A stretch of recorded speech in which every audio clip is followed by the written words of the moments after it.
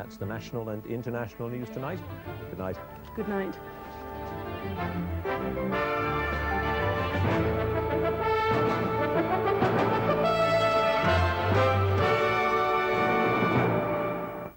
Good evening, now the local bulletin. The police in Londonderry are investigating reports that 2 shots were fired in the Bishopsgate area of the city shortly before 7 o'clock tonight. It's thought the shots may have been aimed at the Army lookout post, but there are no reports of any injuries. The Republic's Foreign Affairs Minister Peter Barry is meeting the Secretary of State Tom King in London tonight. The Northern Ireland office say the men are having a private dinner and they won't give any details of what's being discussed. However, it's understood they'll be reviewing reaction in Northern Ireland to the Anglo-Irish Agreement and discussing the results of the recent by-elections. The appeal by Unionist councillors against the High Court rulings of last week, ordering them to resume meetings, strike a rate and take down the Belfast Says No banner, has been set for Friday. Notices have been sent out to inform councillors that a meeting will be held on Saturday to consider the question of the city rate. The DUP leader Ian Paisley has resigned as chairman of the Assembly's Agriculture Committee in protest at the Secretary of State's refusal to allow civil servants to give evidence to the Assembly's 6 committees. Dr Paisley's resignation comes 2 days after all the Unionist members of the Environment Committee decided to step down. The Duchess of Kent has flown back to England after completing her 2-day visit to Northern Ireland. This morning she opened an industrial training centre in Lisburn and spoke of the warmth of the Northern Ireland people. The Duchess also said she shared the commitment of millions of people in the United Kingdom to help find peace for the province. She later visited troops at the Ballykinler Army Barracks in County Down, where the 3 soldiers injured in a bomb explosion in Castlewellan last night are based. That's it for the moment. I'll be back at the same time tomorrow evening. Our late bulletin tonight is at 10 minutes to midnight. Now it's back to London for the weather with Michael Fish.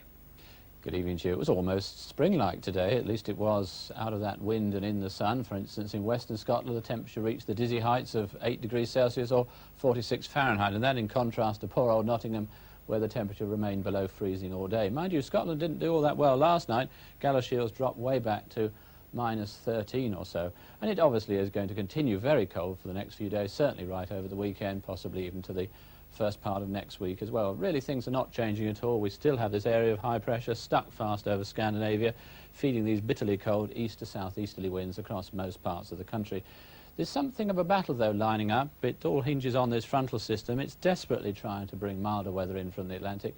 It's not going to succeed, at least not in the next day or two, but in the process it will bring a fair bit of cloud to those western parts of the country, and to the extreme southwest every now and again some sleet and snow. In fact, let's have a look at the rainfall picture, or rather the picture of where the sleet and snow is. This is where it is at the moment, or was at least a short time ago, just lurking to the west of the country, touching Western Ireland, almost to the southwest of England. And at the end of tomorrow, very little changes. It certainly makes precious little headway into this country, just gets a little bit further into Ireland, in towards Cornwall there. But you see it tilts, and that's an indication that eventually I think it's going to slip away and, at least for the time being, sort of give up trying to bring us milder weather.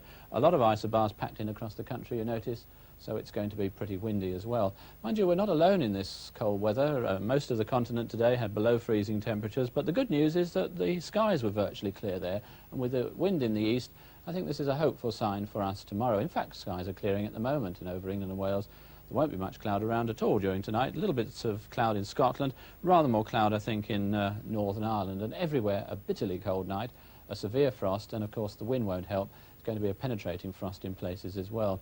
Tomorrow, as I said, not too bad a day, really, considering dry, a good deal of sunshine in most parts of the country.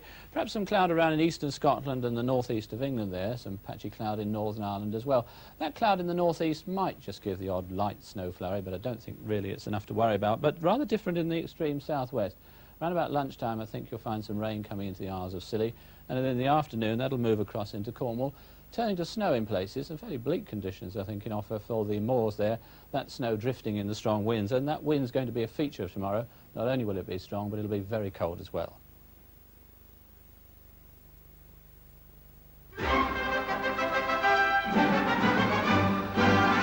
The glory days for Derry City Football Club were the 60s. then, they were one of the most successful teams in Northern Ireland.